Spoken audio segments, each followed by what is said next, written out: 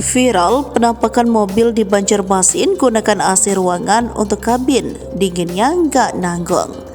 Viral melintas di jalan kota Banjarmasin sebuah mobil yang menggunakan AC ruangan untuk mendinginkan kabin.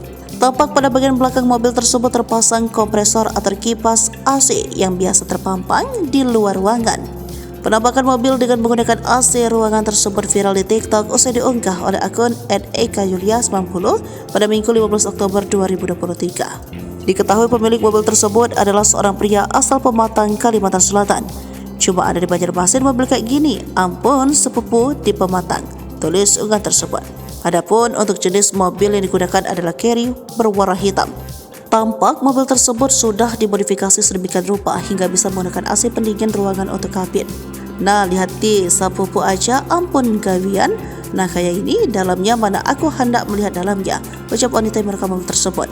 Dan benar saja, setelah dicek mobil tersebut memiliki dingin layaknya ruangan ber-AC. Selain menggunakan AC ruangan, mobil tersebut juga tampak begitu mengkilap. Diperkirakan mobil tersebut menggunakan arus DC dari aki mobil yang kemudian dijadikan arus untuk menyalakan AC dengan inverter. Mobil unik itu pun ramai disebut warganet mampu menangkal panasnya Kalimantan Selatan yang belakangan mengalami peningkatan suhu.